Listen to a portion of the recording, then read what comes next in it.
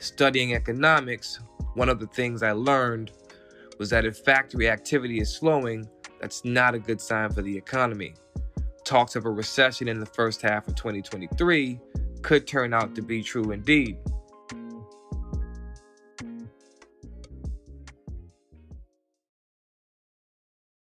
Thank you for tuning in. This is Total Return with Division 1 Finance, where we provide the highest quality stock market analysis to individual investors. My name is Deron Forbes, and today we're talking about what things look like going into the first trading week of 2023. We're going to take a look over some fundamentals and technicals. Our main focus is going to be on market moving catalysts and internals of the S&P 500. Now, I'm super excited to be doing our first episode of the year, so I'm going to get right into it. But before we get started, I wanted to remind you to subscribe, turn on your notifications, because every time we drop a new episode, money is made. Now, this week, there's going to be a lot of action on the economic side of things. We have the S&P Global Manufacturing PMI on Tuesday, ISM Manufacturing PMI and Fed minutes on Wednesday, balance of trade on Thursday, and non-farm payrolls on Friday. The manufacturing PMI declined more than the market forecast in November of 2022, pointing to the first contraction in factory activity since May of 2020. New orders came down at a faster pace, so more companies are considering hiring freezes and layoffs. The manufacturing reports released in November and December both preceded multiple days to the downside to start off the month. Studying economics, one of the things I learned was that if factory activity is slowing, that's not a good sign for the economy. Talks of a recession in the first half of 2023 could turn out to be true indeed. Investors are going to be looking at the Fed minutes for signs that the Fed is willing to pause on rate increases, but the Fed will be looking at the non-farm payrolls report to see if companies are getting the point that they need the economy to cool off a bit first. The Fed has been very clear with its intent to leave rates higher for most of 2023. Investors should just look to 2024 for rates to fall below their restrictive position and give the economy an opportunity to get back to growth. As a trader, I like to take the information I have and look over the charts for the S&P 500. If my technical analysis matches my fundamental analysis, I can take the trade and open new positions. Every episode, I share that analysis with you and give you some greater insight on market direction. Typically, I look at the SPY ETF for my weekly chart analysis. For those that don't know, the SPY ETF represents the S&P 500. The charts will look nearly identical. Looking at my charts, I'm still holding a bearish outlook over the medium term. Last week was not an impressive performance for the S&P 500. The SPY ETF managed to close above the weekly support of 381, but it closed below the even stronger monthly resistance of 387. We're going to need a very positive week on the economic front to establish a move higher. But even then, we have our next point of resistance sitting right near the 200-day average around 400. If the SPY manages to break out above these levels, I believe the most pivotal point of resistance to start off the year will be around 423. We're likely to meet a lot of sellers there and hold a downward trend throughout the first 6 months of 2023.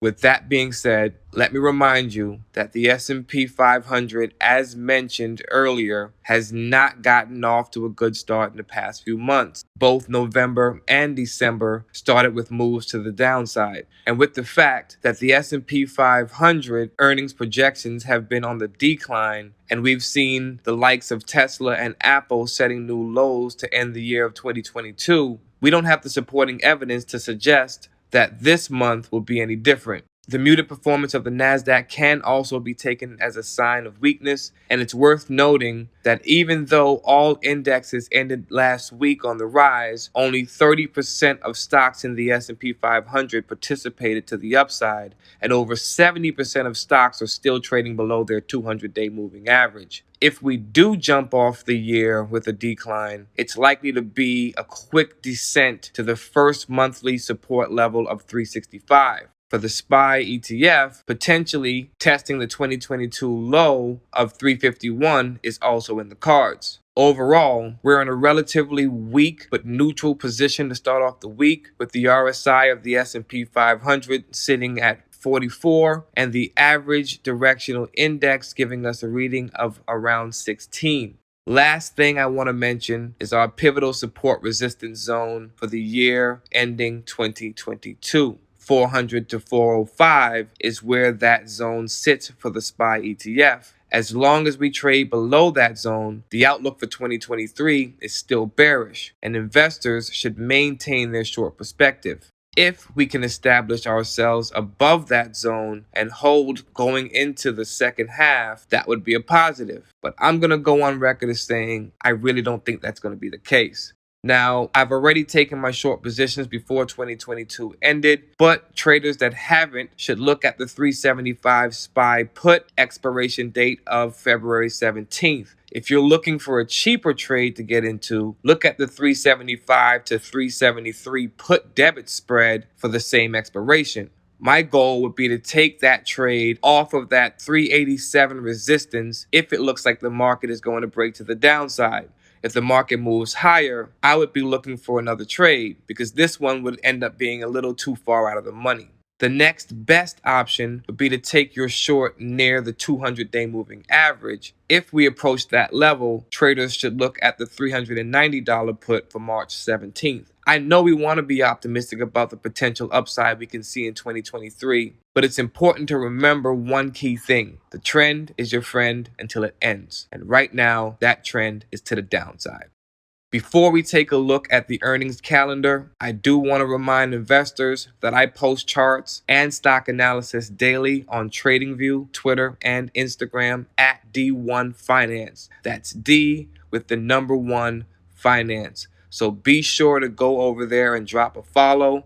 There's more up-to-the-minute information on what's happening in the markets. I have my handle in the podcast description if you need it. The earnings calendar is going to be pretty muted this week as far as recognizable names is concerned. The only earnings reports worth mentioning will be happening on Thursday. Walgreens, Constellation Brands, and Conagra will be reporting. Walgreens is projected to surprise to the downside on earnings, but I don't think investors should be concerned in the long term. If you're looking for growth, this may not be the company for you, but if you're looking for value, Walgreens is giving it up. If you're already a shareholder, I have this stock rated a hold and currently undervalued based on the Division 1 Finance Quant 2 valuation. Walgreens has $37 billion in retained earnings and a very low debt-to-equity ratio, which reflects their financial health. Those looking to invest should be on the lookout for cash on the balance sheet. If they added some cash in the most recent quarter, that's a step in the right direction. I have them set to perform in line with the market, but I wouldn't be surprised to see investor interest growing. In the most recent quarter, they managed to generate a 19% return for shareholders, and that doesn't include the dividend. Conagra is projected to surprise to the upside, but the company is definitely overpriced going into earnings. Investors are paying more than 5 times earnings growth trailing 12 months, with a price to free cash flow of 69.7. My other concern is the company's quick ratio of a 0.2. These are not the times to come up short on liquid assets. Investors that already own the stock have no need to panic, but those looking to get in should be very cautious of the price they pay. I do want to make it very clear that I don't trade earnings. My normal stance is to trade overreactions after earnings. Specifically, I like to go long financially healthy companies that fall below intrinsic value after an earnings announcement. That's everything I have on earnings for now. But before we get out of here, I want to extend a special thank you to all of the listeners of the podcast and let you guys know that you are very appreciated. We had listeners in 15 different countries last year, and our show was among the top 15% most shared podcasts in the world. I'm going to continue to work hard, create even more podcasts this year, and I am going to help you bring home those returns you're looking for. Maya Angelou once said, Thank you is the greatest gift you can give someone because thank you is what we say to God. So once again, I just want to say thank you to all of the listeners for your support. Now, if you want to tap in with me on a more personal level, I recommend downloading the Clubhouse app and following the Division 1 Finance Club. Later this morning, I will be doing a live session and a Q&A. We also host finance rooms at least once per week, and everybody is always welcome. That's all the time we have for this particular episode. For those listening on Spotify, Apple Podcasts, or wherever you're listening, be sure to hit that follow button and turn on your notifications because every time we drop a new episode, money is made.